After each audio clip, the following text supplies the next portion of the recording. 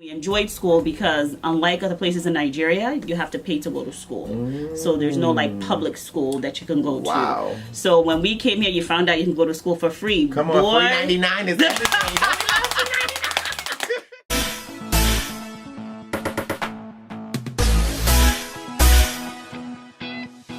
Hey beautiful people, Success Mentor Dante J. Worth, and I'm back with another video right here on This Is Believer TV! Woo! Now, if this is your first time tuning in, I need you to make sure you hit that subscribe button down below. Make sure that you like this video. And make sure that you are commenting down below. Me and my team absolutely love to read your comments. Now tonight, we are being joined by the beautiful, the fabulous, the honorable. Tell them who you are, darling. Fatimat Reid. Yes!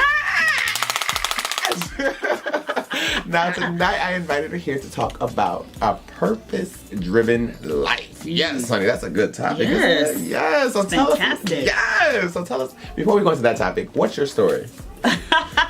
I don't know how much time we have.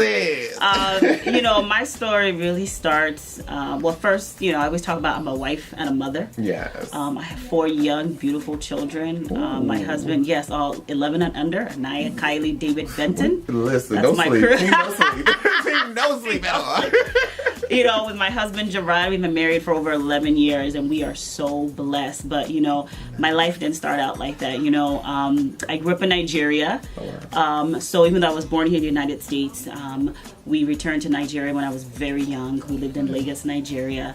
And so I lived there without my mom. She was in the United States for about 8 years. So when I was about 8 years old, we moved to the United States. And when I returned to the United States, we moved to California, and I spoke very little English. Wow. Yeah. So you learned a whole other language. Yeah. And then learned to just be in America, like I said. Yeah, and be in America. And so, so we moved to California, and so the school district where my sister came with me, that my sister and I landed in, they did not know how to educate children who did not speak English. Oh my gosh. And so because of that, they sort of stuck us in special education classes. Because they didn't know how to They didn't know. They said, you know, this was the best place to be at this point. You know, so that was sort of our introduction to the American culture. Wow. As well. And so I hope your impression has changed a little bit since yeah, then, right? Listen, I'm living the American dream, so I cannot complain at all. Yes. So, but you know, we went through that for a little bit, but my sister and I always worked very, very hard. And because we had each other, she's my best friend in the whole world. So because we had each other, we learned English together. We worked very, very hard. We were always working hard. And we enjoyed school because unlike other places in Nigeria, you have to pay to go to school. So there's no like public school that you can go to. Wow. So when we came here, you found out you can go to school for free. Come on, $3.99 is everything. Listen, we were in the front row. We were like, oh, this is, you know, other kids looked at us like, ugh. But we were like, we don't care. You get to school for free. Yes. You can learn. You know, listen, we were front row. It was fantastic. But we learned, and, you know, we eventually mainstreamed. But, you know, it was during this period between 8, 10, 11 years old that because of situations in my family, my sister and I both ended up in foster care, which was a really trying time. You know, going through the child welfare system, we ended up first in a children's shelter, which was more like a detention center. So we ended up in the children's shelter for a little bit. We went back and forth from foster care to group homes. But unfortunately, during this time, you know, my sister and I were separated by the system for being in our best interest. You know, I really couldn't understand how the system could separate me from the only person I knew in the United States. That is absolutely crazy. Yeah. So it sounds like something familiar else going on in the world. We're not. We're not exactly. So you know, so that experience really affected me. It affected my sister, but still through it all, you know, we thank God. My sister and I really worked hard. You know, we had trying times, you know, going back and forth between foster care and group homes. Those were not easy times, but... So those times helped shape who you are and the things that you do now. Yes, no, it's very, very true. And so because of that, we both, I put myself through college, graduated from college, put myself through law school, graduated from law school. Wow. Okay, so yes, I'm coming for all your education. The free 99 and then some. Listen, and I went to all public schools, undergrad, law school. So, and that's where I met my husband at the University of Buffalo. So shout out to Buffalo. Hey, Buffalo. Shout Shout out to you, B. It brought me my husband. And so, you know, my husband told me about this wonderful place called Rochester. Come on, Rochester. So, isn't it great? So, yes.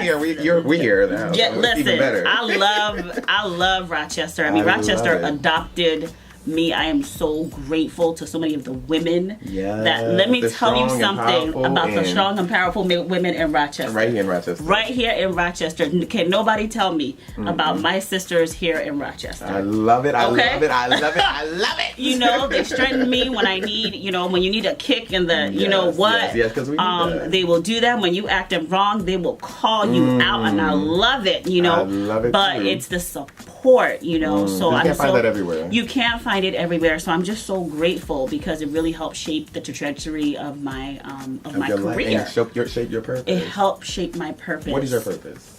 So my purpose really here is to be a role model, especially for anyone who is in the system, not even only in the system, but anyone who is experiencing difficult situations.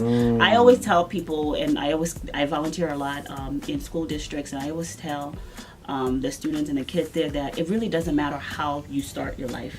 You are really in control of where you take your life. That's good.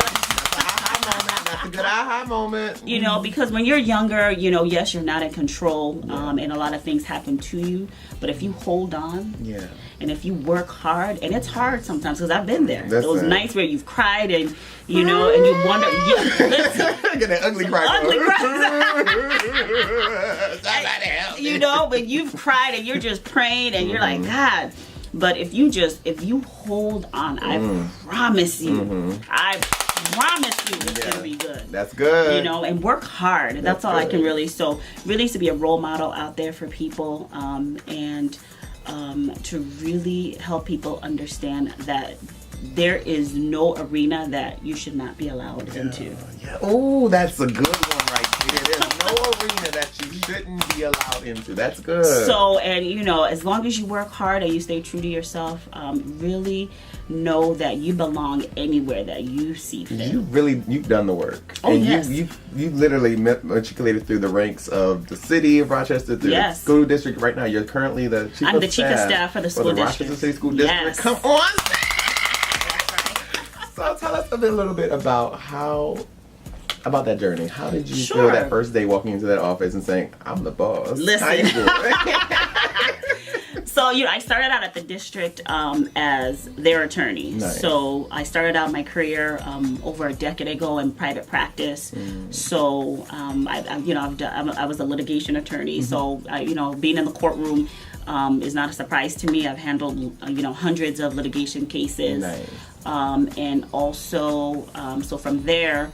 From private practice, I went to work for the city of Rochester as their attorney, and then I went on to work for the Rochester City School District as its attorney. So I was in that role for about 2.5 years, and because of my work and my passion, because listen, I'm passionate, and people know it. Yes. So because of my work and my passion, I was promoted to the chief of staff for the Rochester City School District. So I've been in that role, the youngest ever. For about 2.5 years, and you know it's challenging being the youngest person on your team. Right. You know, you gotta let them know, like, you the boss sometimes. Listen, no, they're great people. I believe it. They're great people, but you know, people know that I'm very serious about work. I'm very passionate about having excellence for the families and for the children of the city of Rochester. You know, Mayor Lovely Warren always, she just always. She always just talks about the great people and the great things that happen here in Rochester. And so because of that, I brought that with me to the Rochester City School District, really as an inspiration from her, because she demands excellence. Doesn't she? She demands excellence for our people. And so I said, you know what? At the district too, I demand excellence. Ooh, demanded. We ain't asking for, we demanding. For our families and our children, because That's awesome. they deserve it. That is awesome. That is awesome. We need people like that in office, in positions of power and influence. So tell us a little bit of advice that you would give to someone who's looking at you and saying, I want to do that. I want to be like her. I have this goal. I have this desire to live a purpose-driven life like she is. What can I do? I say do it. The one thing that I would really encourage people to do, and I always tell especially young ladies that I mentor, that is to reach out and find a mentor. I understand that it's hard. I was very shy as a kid. You won't believe it now, but I was very shy as a kid, but you know, growing up, I just really understood the value of having a great mentor, because they could be your greatest advocate. So reach out if you can. If there's somebody at church that you know you sort of connect with, if there's somebody at school that you connect with, reach out and just create genuine relationships. Get a great mentor, because I have to tell you that having mentors really helped me. They help you advance and skip some steps. Because they'll tell you sort of where the roadblocks are, and they'll really give you advice. And they can be the one, the eyes look out for them snakes in the grass. Listen, you ain't never. You like, I love them. No, baby, they ain't the one. They ain't the one. You know, and they'll tell you when you're doing wrong. Yes. You need those people, though. You need those people. So, yes, I would say reach out. Really develop a great relationship with somebody that you see doing something. Don't be afraid to reach out. I think a lot of times, you know, we fear rejection, but hey, what do you have to lose? That whole part right there. That's a good point. What do you really have to lose? Just try it. Hi, my name is Fatima. Hi. I see that you're the chief of staff for the Rochester City School District, and you know, I just want to hear more about that. Exactly. Go ahead, talk to them, and then you know, just develop that relationship, and over time, you know, you'll really get somebody who can help you through the path. That's one of my strongest advice. Just reach out, and for anyone out there who is a professional, you also reach out to the younger generation, because it is hard to try to put yourself out there. So I encourage all my friends to really reach back, you know, and try to find a younger person to mentor. Yeah. Very important.